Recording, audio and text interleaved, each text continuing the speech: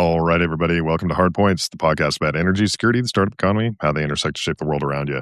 We unpack the real dynamics behind the headlines, what's changing, what it means, why it matters to you. Thanks for being here. Neal, it's been a bit, man. How you doing? Yeah, I'm doing well, man. It has been a bit. We had to take a couple weeks off, but we are back. We are back. Are you back? I am back in hot and heavy in it, dude. Like life is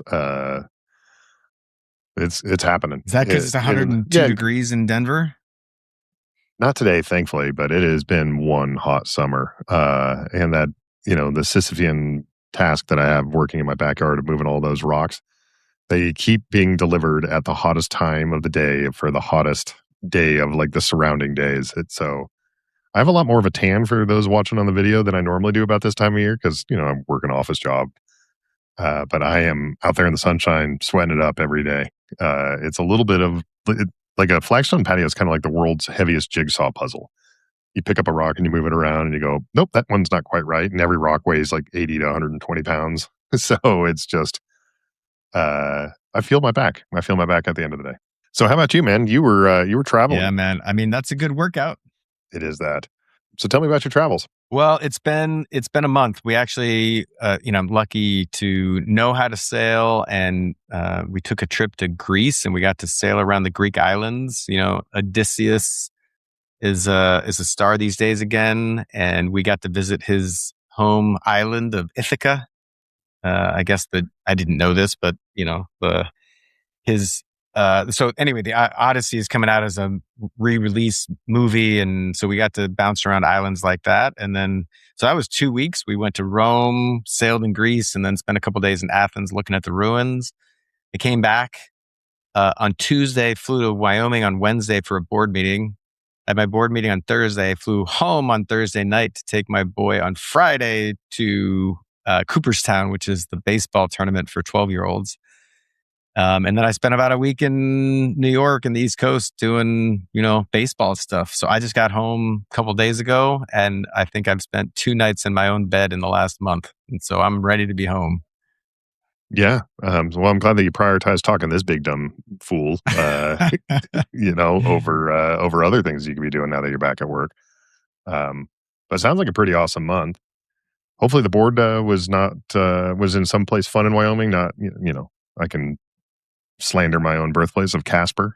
So hopefully it wasn't in Casper and more someplace like Jackson or Sheridan.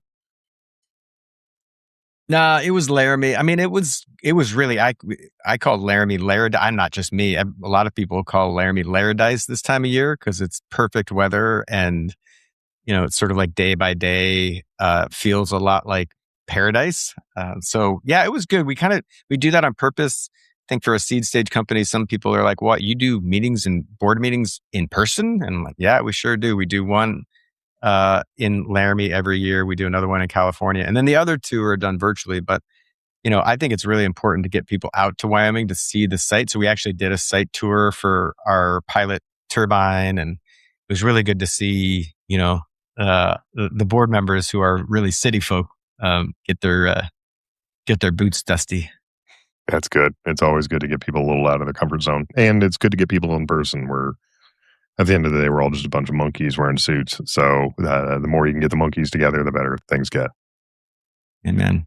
All right, well, let's dive in. We're going to talk today about who's getting rich from the war that is the listener, you are paying for. So since the Iran war began, oil and gas executives had sold nearly $400 million of their own company stock. The ConocoPhillips CEO sold $80 million in 2 transactions in March. Another executive sold just over $11 million one day before the stock market, his company's stock hit an all-time high. And they're cashing out because they know that the windfall is temporary. So today we're going to ask, who's actually winning in all of that? And what does it tell about how the energy economy we built actually works? So Mike, tee us up here. On these stock sales, what actually happened to the energy markets when the Strait closed? And it's closed and then opened and closed again, and now it's, I think, closed right now, but it might not be tomorrow. But in any case, when the Strait closes, who benefits? Yeah, absolutely. We've been talking about on this podcast for a little bit about who has been benefiting and some of the effects it's been having on energy prices. But Just as a reminder, WTI, which is the West Texas Interconnect, is what WTI stands for. Oh, It's intermediate. intermediate. Thank you. Yes. Yeah. Crude surged from $65 a barrel in February before the war to kind of bounced over 100 a couple of times associated with that. Strait closures, we've discussed, it was knocked out about 20% of the world's oil supply because it all has to transit through there. Building, there is a little bit of limited pipeline capacity in the region that was able to expand, but not much. So effectively, that choke point, to use naval terminology, has been choked close. The long-term consequence of our poor strategy associated with this is I don't see a time in which the strait is forever open again. That it'll always kind of probably run through an Iranian filter about that.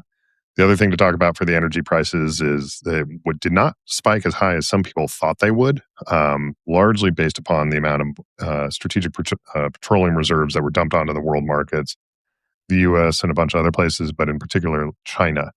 China was able to very significantly reduce its oil consumption based upon some stockpiles that it had there. So that's where the price has gone. Effectively went up by about 80%, and has kind of bounced between, up somewhere between 50 and 130% as far as the range goes. So that's the price of oil. It probably will stay up there for a little while, at a minimum, just based upon like the strategic implications of how the Iranians are working things. Yeah. And let's be clear here, like these companies didn't invent a better product or make a more efficient way to produce energy. They were just in the right place when the war broke out and disrupted their competitors being the folks who actually ship the same product out of the Middle East and through the Strait. So that's not really a business achievement, but it did, deliver a certain set of circumstances. But here's kind of the part that made me take a little pause here that, $400 million in insider stock sales since the war began. Mike, you built a company. You think about equity and incentives constantly with your company. I know that I do with Heirloom. What does it mean when an executive sells their own stock at this scale, like $80 million at a time and this fast? Yeah, that's a big chunk of money that they're putting in their pocket. They're taking off the table. So it's worth thinking about a little bit on. There's two main things associated with a stock, where that creates value for shareholders. The first one is what's the price of the stock, and most people think about that. What's going up, what's going down. The second thing, and very common in oil companies, is dividends.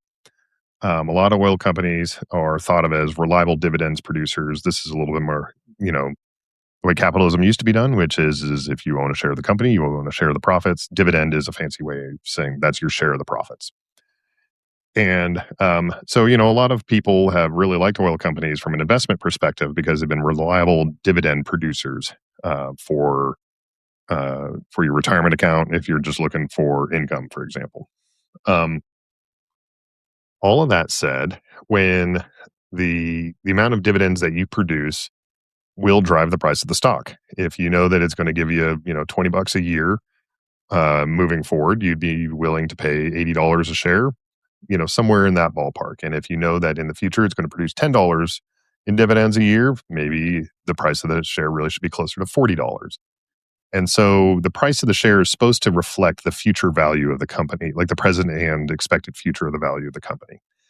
And so there's a natural thing, oil executives, like every other, person out there, should kind of adhere to portfolio theory, and that you should rebalance from time to time if you're getting a little bit long, and if you have one stock that's a little bit more valued than it probably should be, or is a different, percentage of it, then you should reduce it. But there's also a component of that executives are privileged individuals in that decision. They know a little bit more about what's going on because they sit in that. So they get a little extra scrutiny from the Securities and Exchange Commission associated with that.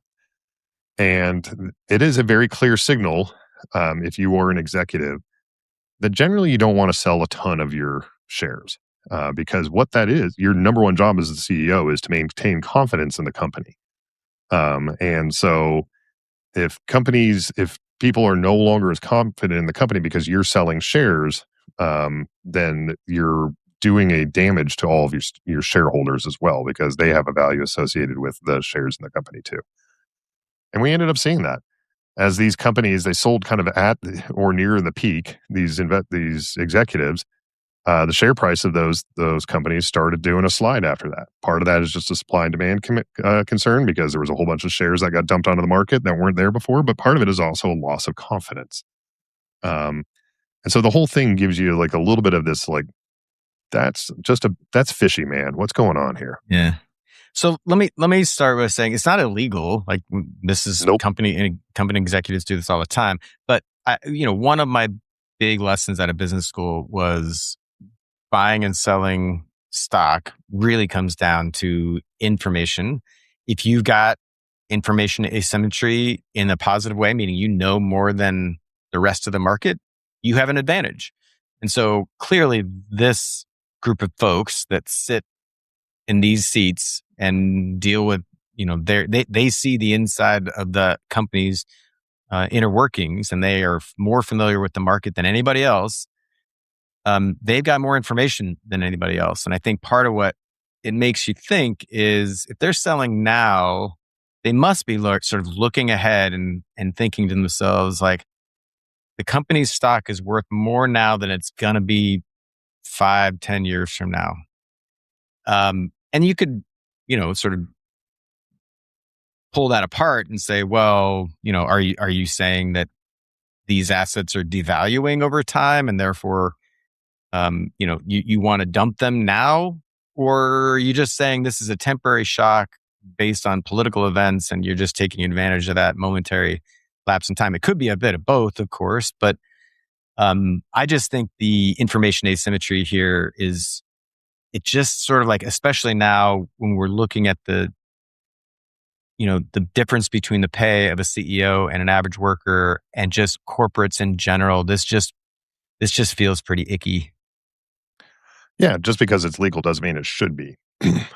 So one of the big things that's been driving the increase in compensation to CEOs versus the average worker has been since about the 90s is a lot of they moved away from just pure compensation and revenue and starting to tie it into options and stock issuances. And that the idea is that if the primary determination of value of a company is the share price and the value there, if you want to align CEO incentives with that, then you should be giving them some increased ownership of the company in order to drive that. That's why they have these sort of things. It's to align incentives. So the incentive should be that you're going to continue to build the value of the company as it moves forward. They're actually, in my opinion, you shouldn't be able to get out of it. There's no way that you can not trade without at that level without having an unfair amount of information about it. It is a signal to the market because you have that degree of information and you can kind of, put some lipstick on that pig about, oh, I'm just rebalancing my portfolio. Bullshit. The captain goes down with the ship on this one. And so if you're the CEO of that company, you shouldn't be able to do that, in my opinion, until you're no longer employed by that company. Like, you should be able to execute, some sort of sale after you leave. All about that. Then it becomes just, your own ownership. But I think it should be completely illegal for a CEO to do this.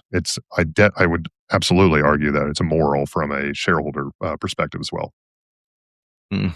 I hear what you're saying. It just also feels pretty heavy handed. But I also want to ask you about there's some Democrats that are calling for a windfall tax, which is basically if you profited from the war, we're going to levy a special tax on you.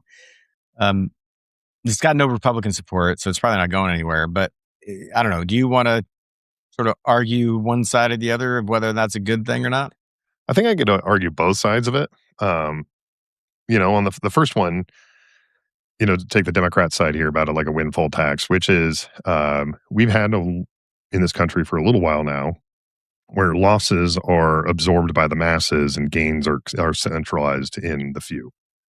Yeah. And this kind of feels like that. Everybody is paying more at the pump. I'm not because I drive EVs, but I'm paying more in prices because inflation's continuing to go up. So even though I don't buy oil, I am still dealing with oil. Yeah.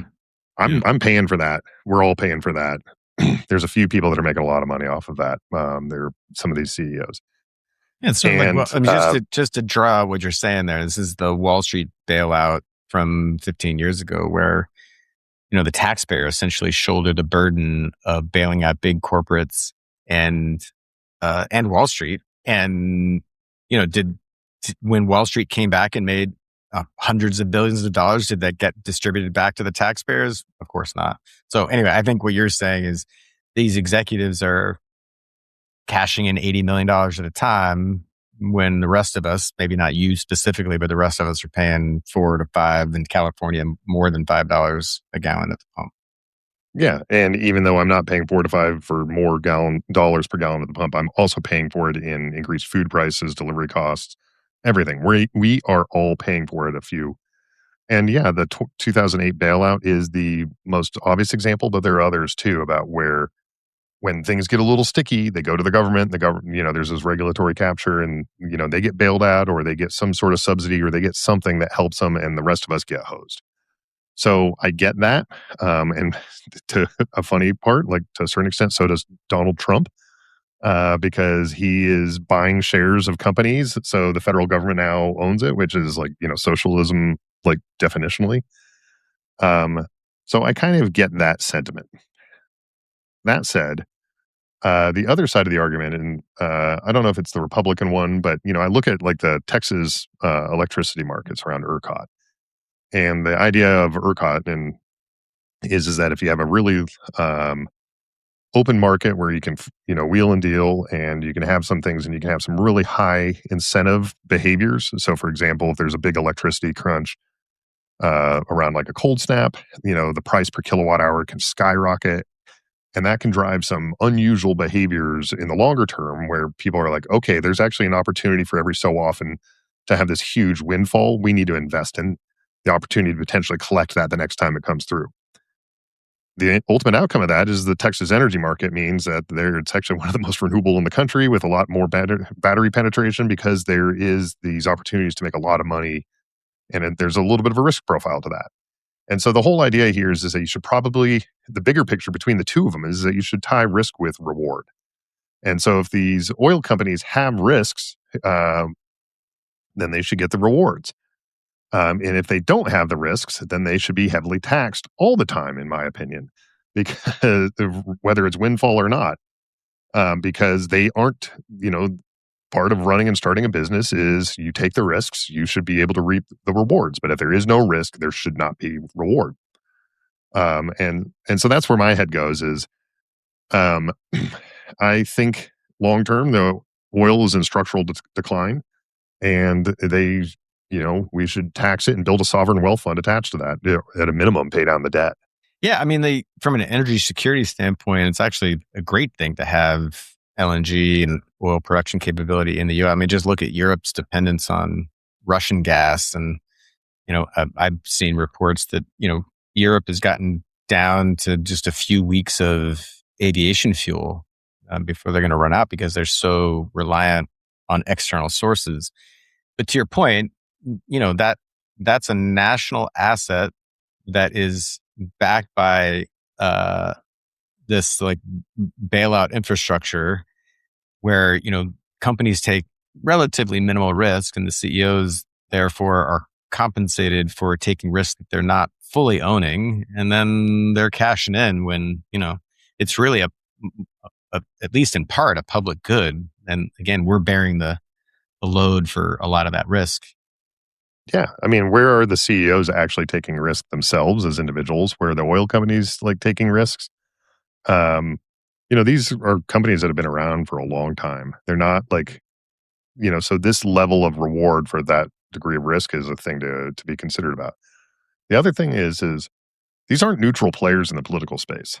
Um, Energy, oil, there's a reason we keep fucking having wars in the Middle East instead of just being like treating the Middle East like we would treat, similar, conflicts if they were in Africa or Central Asia, someplace where there wasn't oil.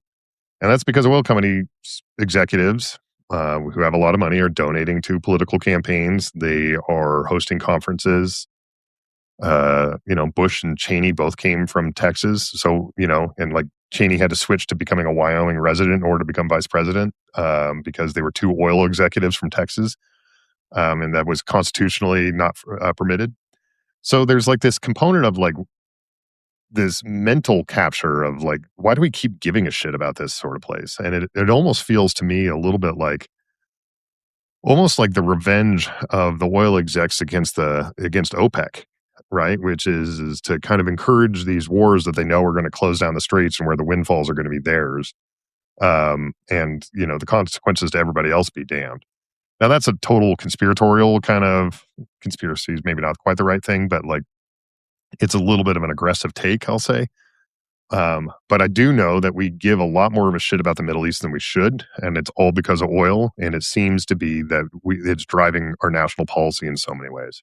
Oh, yeah. I mean, I think how many presidents in a row have tried to quote unquote pivot to Asia because China's a bigger threat in geopolitical sense, but they, try to pivot to Asia and they get pulled right back into the Middle East because of, the latest catastrophe puts in jeopardy the flow of oil, which then puts in jeopardy the energy economy we have today. And, the current administration is talking a lot about nuclear weapons and, people uprising and other things, but really that's all undergirding the bigger issue, which is that if Iran has nuclear weapons, then they can threaten to destabilize the Middle East, and that disrupts the energy markets, which then we can't tolerate. So they sort of follow the logic train. But again, this goes back to the sort of central theme, I guess, of this podcast is that these executives are reaping the benefit. This is so I say $80 million at a time, $400 million in stock total across these executives per the report that we read. And this is based on risk that they're not bearing. This is based on a sort of national level of risk bearing that you and I and the rest of our countrymen and women are bearing, but they're getting to take some money off the table. Yeah, it's kind of gross when you really think about it. There are dead Americans because of this. Like since we've last recorded, 3 more died in the Middle East. A young woman, 19, and with her whole life in front of her, ended because of this potentially. Like, it's not a necessarily direct causal reaction, but it's certainly fucking correlated. And it's pretty fucking gross. And that $400 million is only the money that they're taking off the table. There's also billions of dollars that in increased asset value elsewhere that we're not even talking about right now. And so, it actually makes me think about as we, just from a dollars and cents, not dead Americans, in the service. This has cost our country billions of dollars to prosecute this war. We've drawn down on our weapons stocks. Like it's put us into a weaker strategic position in so many ways, including our capacity to respond to other strategic threats. I kind of wonder if there should be like a national security tax for oil companies. Like the whole reason that this, that like the price of oil, and maybe this would have the effect of being kind of like a windfall tax, is that if the price of oil goes up, that's usually because of international security issues that the U.S. military is having to pay. If we're going to be the bouncer at the party here, that makes sure that everybody, behaves, like the U.S. military should probably have its funding tied to that. I don't know. That's just a thought that I'm having here. It would certainly buy us a lot of missiles if we were, if there was a tax on profits that way. Well, we look forward to folks commenting on those ideas, the conspiracies, and the hard takes. And speaking of that, let's get to the reader mailbag. I got a couple of really interesting comments just from the last week or so. One is from Gaffles, Gafls 3151, who says, I wouldn't consider prosperity without sustainability a success. I think you'll agree, Mike. Yeah, it's a false choice. Anybody that says that, we have to frame it as what's good for the environment is not good for people or the economy is just really not engaging in things. In many ways, we are mining everything about the earth, and mining is not replenishable, right? And so, like when we strip away topsoil, that doesn't come back very quickly. That takes a long time to naturally regenerate. When we fill the oceans full of lead from burning coal, that means that every one of us now has to be careful about the amount of fish that we eat, right? Like these are long term consequences. And just because the company that is doing it doesn't pay for it doesn't mean that you don't. Um, I can only eat so much tuna because we've burnt a lot of coal. Sustainability is prosperity. Prosperity is only real if it's tied to sustainability. This is not to take a hardline position about that, like we need to preserve every chunk of nature, but we do need to be moving from this mindset of like, what's the way that we can minimize damage and start thinking about like the natural assets that we have and how can we regenerate them, rebuild them, and build proper long term wealth. Um, Yeah. that's where I go. I mean, this seems like such a no-brainer. Yes, I think I've mentioned this book a few times that man, I'm going to forget the name of the title again, but it's by, it basically is like the moral case for fossil fuels, and it's the name of the book. And basically it starts with like, hey, I put human prosperity as our number one objective, which, he accuses the other side, the sustainability folks, is not doing. And I think I follow his logic. I'm like, look, the world that we live in today has been built on the back of fossil fuels. Where I lose him is if you look at like a 10-year time horizon, sure, his logic holds up where, you can build with fossil fuels and not feel any of the pain, or at least not feel much of the pain if you only have a 10-year time horizon. But what about our grandchildren and our great grandchildren? Like they're going to feel, if they're going to feel the pain because we're not doing things sustainably, then long-term human prosperity suffers. And so like I'm a sustainability guy because I look at it through that lens that I want humans to be thriving for a million years. And if we keep down the current path, that ain't going to happen. Yeah, I mean, it also ignores the argument that we are already paying the costs, right? The fires that are occurring in the boreal forests of Canada, those aren't places where forest fires are supposed to be happening. The Mm. burning of Spain and France Oh yeah. and what they're dealing with, like we are dealing with the consequences now. Even if you're not directly affected by that fire, you're breathing that shit into your lungs, right? And Yeah. so like, yeah, you can make an argument that fossil fuels helped to, fuel, no pun intended, or maybe a little bit, prosperity in the 20th century. But anybody that's paying attention now knows it's just absolute horseshit about like how it's moving us forward. We've got to start transitioning away from it for so many reasons. All right. Yes, sir. 6325 says, when are you guys going to crack down on the divorced dad calling people F slurs while representing your brand? I'm not, who's he talking about? I have no idea. I got to go look into that. Yeah, no, that's not anything I'm cool with. I'll, yes, sir, 6325. So I promise you, I'm going to go look into that. If you want to send us a message at hardpoints.show@gmail.com, that would help to kind of clue us in a little bit as well there. So, yeah, man, love everybody. Whatever I'm guessing the F slur refers to the one about sexual orientation. And I got no beef with the gay community.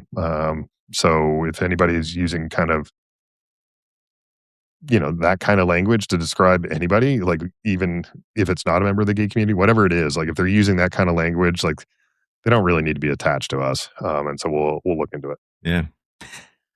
All right, Mike, goods, bads, and others. Yeah. So good for me. I have an article in Just Security published by a guy named Daniel Marr talked about prosecuting trigger pullers, which is there are 200 plus people that the American military has killed in the Caribbean in little boats. There is no legal justification for any of it. It is highly illegal in so many ways. I know we've talked about it before on the show about like how that there are certain people within the Secretary of Defense's office and then within the JAG Corps, within the military that are creating legal justifications for it that just don't hold up. and we've talked about this before, that like the only way that this really ends is when people start taking responsibility for their actions outside the lawyers who really aren't responsible for it. They just write legal opinions. And that comes down to folks like you and me that are in the airplane, at the console in the ship, and, operating the drone, whatever it is. The people that are making the decisions to kill other people, they own the final call, and they have a legal and moral duty to stand up for it. So I'm glad to see that this conversation is continuing to get attention there. I would encourage everybody to go to look at it. It was published on July 16th at Just Security, and repost it, because in my opinion, this doesn't end until the people that pull the triggers take moral and legal responsibility, and have moral and legal consequences for doing things that are effectively murder. For me, the bad, speaking of fires just a minute ago, is the Canadian fires. So they're burning. It's a real problem, as listeners of the show know. This was my previous career in between the military and what I'm doing here at Acclimate. I have a deep connection and understanding associated with wildfires. What's happening there is not natural, and it's a sign of our changing climate, that can't be hand waved away by some asshole talking about raking forest or something like that. Like, boreal forests just aren't supposed to burn. And the real problem here is the American asshole that we've elected, who's decided that in order to punish Canada for the sin of having boreal forests that are under fire, that they should suffer a tariff. And we talked about that as well. Our Canadian friends, they're our brothers. They have been there through thick and thin from the founding of their country until the present. And what we're doing to them is fucking gross. So, fuck everything about that whole thing about like blaming Canada for that behavior. Matter of fact, I know that Canada showed up for us when we had our wildfires. They sent people and equipment in order to do wildfire fighting, and we're fucking kicking them in the face when they're down. It's just bullshit. So, yeah, nuts. And then my Canada. Yeah, Canada, keep strong, man. Whatever. I have nothing but platitudes to offer there, but just do know that we're in your corner. The last thing that I'd say here is about the others, which is data centers.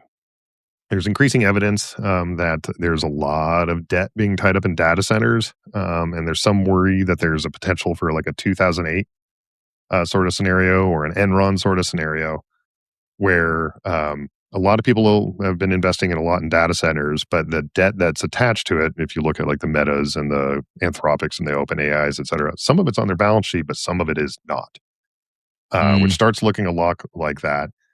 And the debt associated with these data centers and the construction is based upon the potential for forward revenue associated with those data centers.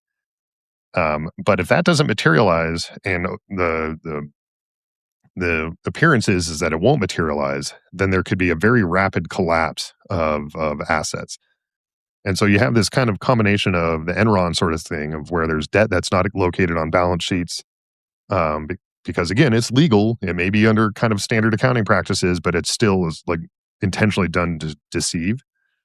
And at the same time, you also have this 2008 kind of vibe where there's huge real estate assets that are being traded against as far as future value. And if those things start collapsing, it's literally trillions of dollars. That blows a huge hole in the American economy. So it's if you're not paying attention to it, you should.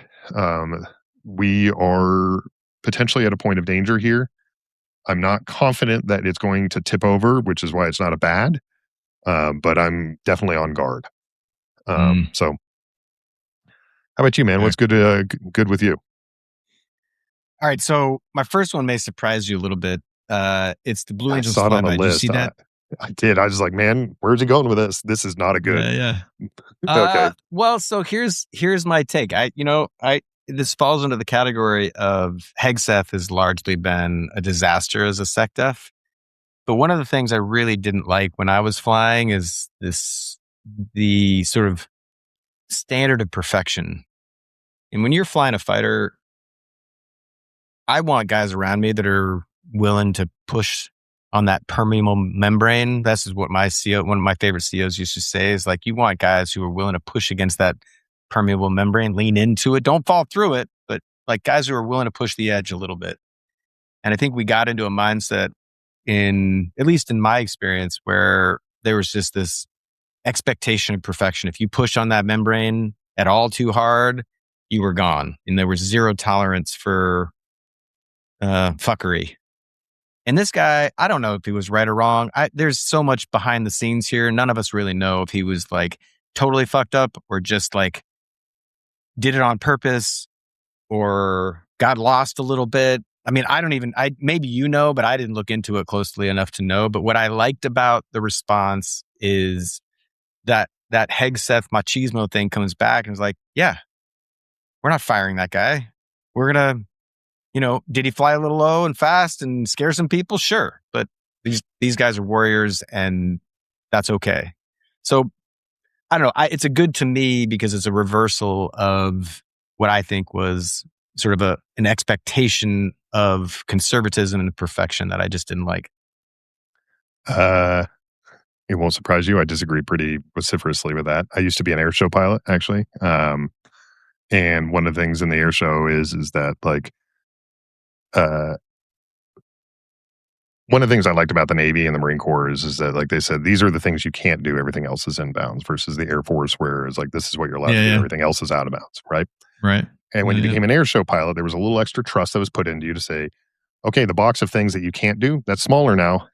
All right. So you've got to be cognizant of that. But you also like have to have like this understanding that like you have other people's lives in your hands associated with that. And so there's a couple of things I think about there. So one is like this thing that's been happening in Pensacola for a while where they come and like do the flyover the beach and like it's kind of like the homecoming. It's been getting a little more aggressive. And I think the Blue Angels a while back probably should have started addressing about like, hey guys, we need to back this off a little bit. This is not the first time that they've blown beach umbrellas by doing a flyby of the beach. Right. So there's that. The second thing is I think about like when those things happen, like the same sort of thing happened, with the Star Wars Canyon in California, and they finally had a death associated with that because a guy pushed it a little too low and too hard, and they got it caught on film of him blowing up, right? That's happened a lot before. And so like when I see somebody that's willing to, when they're in the Blue Angels, they should be like a level beyond me as far as like where their understanding of like the boundaries of risk. And so for me, I actually have zero tolerance for this guy. He should not be that. It was a gross error in judgment to be that close and that low over people in dynamic maneuvering. That's my opinion.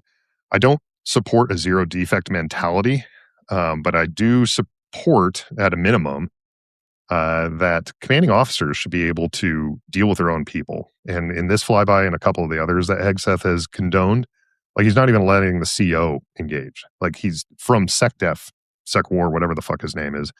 He's coming down and reaching all the way down in the chain of command to be like, nope, flyovers are going to continue. Yeah, but again, in his defense, there's been a culture of that for 20 years where if somebody does something like this, they just get crucified.